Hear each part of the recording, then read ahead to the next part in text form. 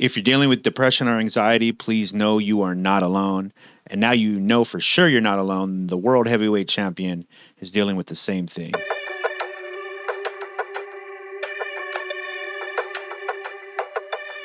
What's up, guys? This is KILLcRey, hip-hop artist and futurist, and this is my show, Think Tank, where I discuss music, culture, and big ideas with very little small talk. So this week, I'm super excited because we have this video that I came across on the internet. If you're unaware, first, I'm a big boxing fan. Second, that Tyson Fury and Deontay Wilder are fighting this weekend for the WBC and Ring Magazine Championships. It's the third fight in a trilogy. The first fight, they fought to a draw. The second fight, Tyson Fury defeated Wilder for both those titles. And this third fight is to decide it all. So if you're unaware of Tyson Fury, he's a 33-year-old heavyweight. He's, I believe, 31-0, 21 knockouts. One of the baddest men on the planet. But he's also had a big bout with mental health. In fact, he won the unified titles from Vladimir Klitschko and was unable to defend those titles because of this bout with mental health issues. He's bipolar. He's diagnosed anxiety and depression disorders. And he sat down with another fighter, Frank Bruno, in fact, a retired former WBC champion, who also is bipolar. And they had this really honest and open conversation about never really defeating mental health, but learning to live with it and learning to have a happy life while dealing with it. And I thought this video was really inspiring. I wanted to share it with y'all. If you guys know me, then you know that I too deal with mental health issues. It's pretty well documented in my art, and I've always been really open about it. And I'm always looking for new, inspiring ways to share the battle with people so that people who know people that are dealing with mental health issues can have more compassion to it, and then the people who are dealing with it so that they can know that they're not alone. The world heavyweight champion, Tyson Fury, deals with mental health issues. So if you're watching this and you're dealing with mental health issues, know you are not alone. I'm here with you. Tyson's here with you. Frank Bruno's here with you. So let's check out this video and see what you guys think. Yeah. As you know, I suffer badly with depression and anxiety and all that. Now you bipolar as well, so you know what mood swings like. You can be very high one minute and go low the next, and up and down all day. To get up again is very, very hard when you've been low. Yeah, but and people won't understand it, but I understand every word you're saying. And if I take that into training camp, well, I'm in for a tough time. Yeah. Yeah, man, I think everybody knows how that feels if you're dealing with depression and anxiety, especially when you're trying to be productive, right? In art, I usually feel like I need to be in a good place mentally to create anything. Even when it's me reflecting on a bad time, when I'm creating it, I'm in a good place because I'm in a flow state. And I can only imagine being a boxer and being in fight camp and not being mentally there. You can just imagine the anguish that you're going through. Because one, you're doing one of the most challenging things you can do, right? You're looking for truth, because that's what a fight is. If it's a good fight, right? It's truth. You're going to figure out who was better on that day. There's so much writing on that. And then at this level where Tyson is at, dealing with heavyweight titles, you can just imagine how taking that into a fight can be super detrimental, man. I really feel for him. There was a time where I didn't understand what I was going through before I had all the diagnosis, so I'd just be going out drinking, taking drugs, staying out for days on end.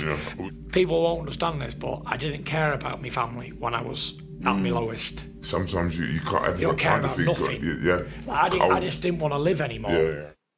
Man, that's a big one. Again, I can relate. I think when you're trying hard to love yourself, when that's difficult, you know, like when maybe it's impossible for you to love yourself, you can't find a reason to love yourself. Like Tyson dealt with suicidal thoughts, so he was in a place where he just didn't want to live anymore. It's very hard to care for other people. It's why it's such a daunting thing, because you go through mental health issues a lot of the times alone, because the last thing you can do is care for other people. You're just trying to care enough to want to stay alive. That's a big, big challenge. But I don't think it's ever too late to look for help. I know for me, it was a big process. I went through counselor after counselor because I just didn't think it was doing anything. I tried medication. I tried drugs, marijuana, drinking, all of it to deal with mental health issues. And it's just a process. And for me, I eventually found that things like meditation, positive affirmations, but mostly the discipline part, right? Just knowing that, hey, this is a new day and I'm going to deal with my issue in a positive way. I'm going to fight it head on. To me, that's what eventually worked. Discipline. And that meant that I lacked discipline before. So, I think everybody has their own path. I know a lot of the times the challenge is that you want the people closest to you to feel what you're feeling so that they can understand. But the reality is that they're not going to understand. They can't understand. A lot of times families might think you're just trying to be dramatic. Your friends might be thinking that you're dramatic because you can't do everything that they can do because of your mental health issues. But again, be sympathetic to the fact that they might just not understand. Or it might just be a very scary thing for them to see somebody that they love go through tough times and not know how to help them. Because like I said, the help is going to come from within.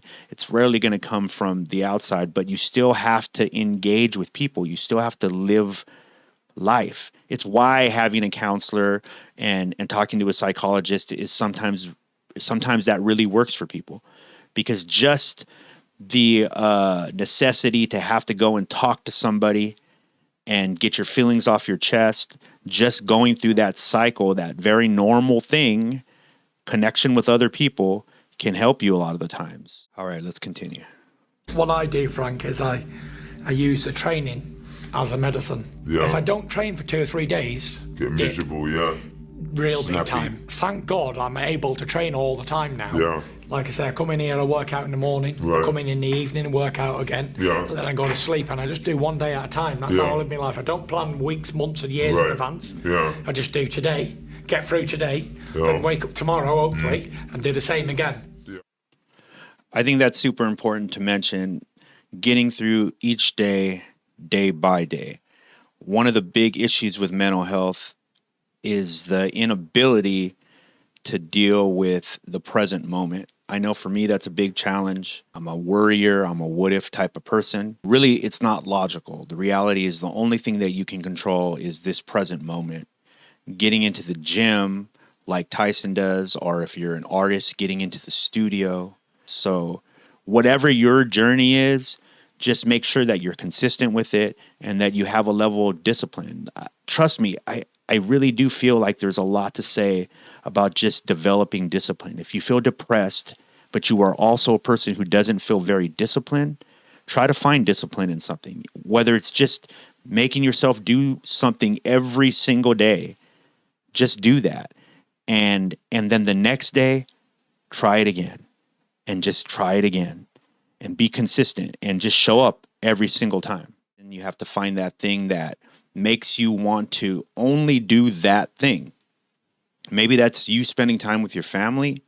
Maybe that's you talking to your best friend. For me, it's creating art. For Tyson, it's boxing. He goes to the gym and he works out. And that's a way that he uses that physical activity as a medicine. And I can see those connections there. It's really interesting seeing like the parallels between artists and athletes, especially people who are trying to be the best in their fields. A lot of these things are ways and techniques to be the best. It's to get your mind under control, or at least some sort of control, or at least under your control. How about that? When I was like 29, I finally went and saw a doctor about it. And they said I had bipolar disorder, depression, and anxiety Did you problems. give you tablets for it?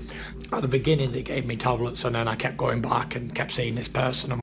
I think tablets are what they call medication in the UK. I think that's what he means, tablets. Whatever. Yeah.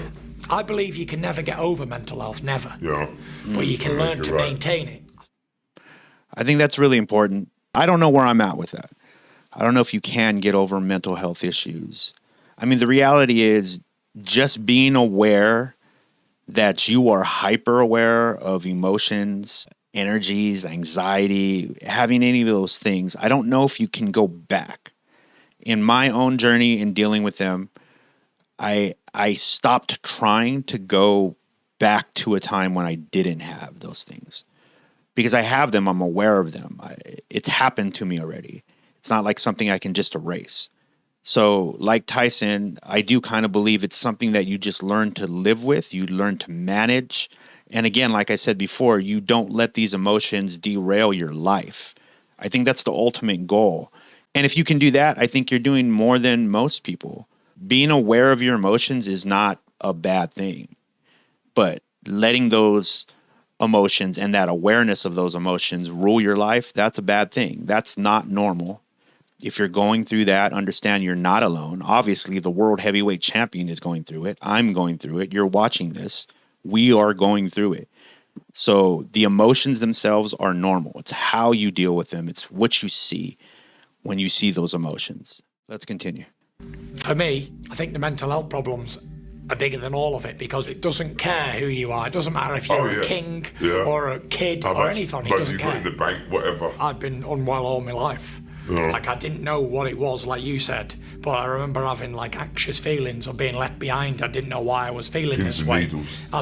I think that's always a scary part at the beginning of like your mental health battle. A lot of the times, I know for me, it was a surprising thing. I didn't know what I was dealing with. One day I was one way, the next day I was a different way.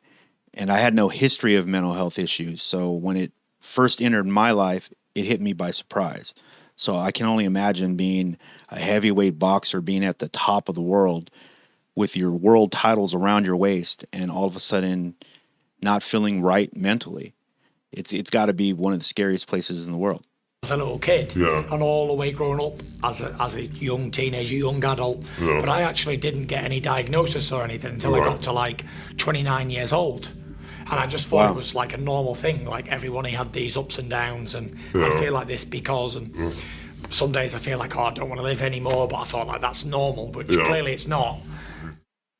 The reality is that emotions are going to hit you no matter what. Anger, depression, sadness, dealing with loss, all those things are normal things. Those are the normal things. The part that is not normal is when those things stop you from experiencing life in general.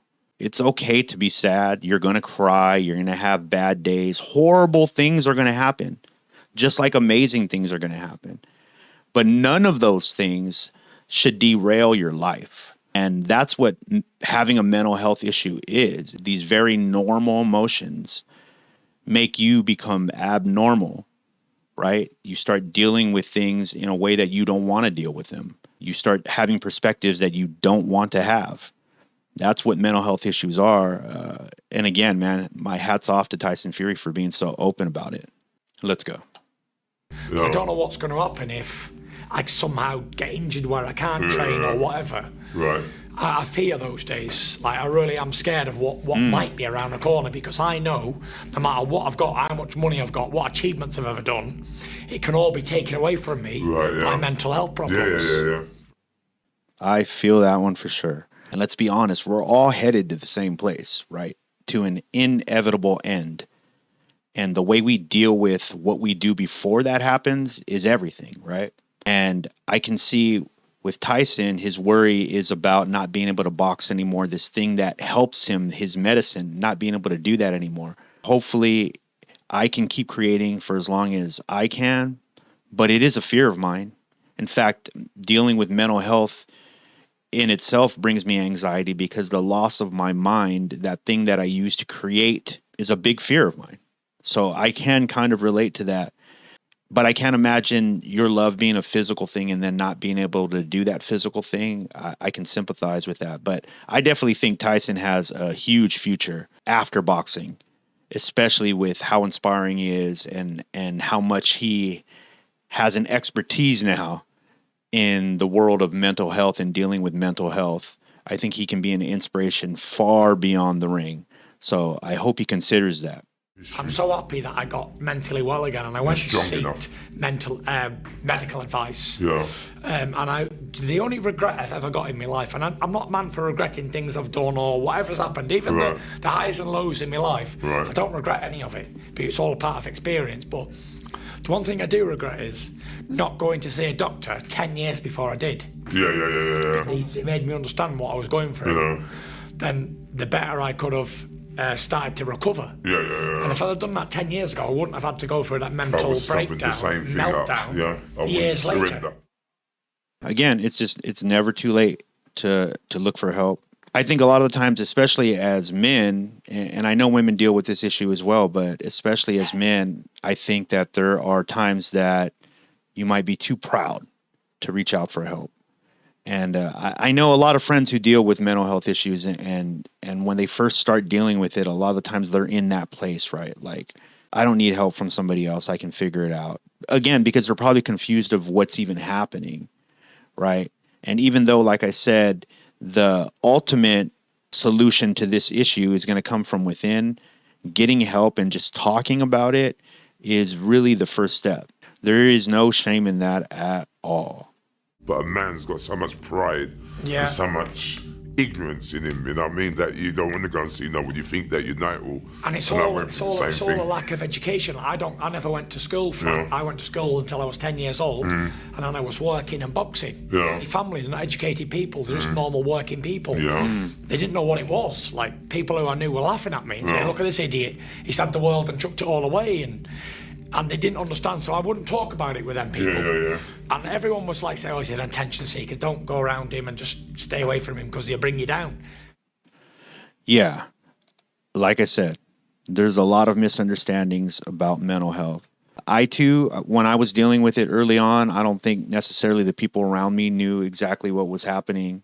You know, I probably caused a lot of confusion. You know, when you're going through those issues, you're probably not the nicest person. For sure you're not. Because like I said, and like Tyson said, sometimes you're just trying to stay alive. So I think us who are going through mental health issues, it's okay to try to look for that compassion for other people, even though you're dealing with yourself. In fact, I'm pretty sure it's a healthier thing. It's something that will help treat you as well. Look for that compassion and that understanding that not everybody's going to understand. And the fact that they are just scared for you or are worried for you means that they love you. You are loved. If you're going through mental health and you have people who do understand you, embrace that. You know, take the time to thank those people, take the time to spend with those people. And the people who are not necessarily there for you because they don't understand, that doesn't mean that they don't care about you. Again, this is a very complicated issue, and it's so personal, right? People go through mental health issues for various reasons, and a lot of them are very personal. Even though a lot of the symptoms are shared amongst all of us going through it, how you get there and how you get through it is a personal journey, and the people around you aren't always going to know what to do. So, you know, send them some love back. Giving out love is going to bring in love.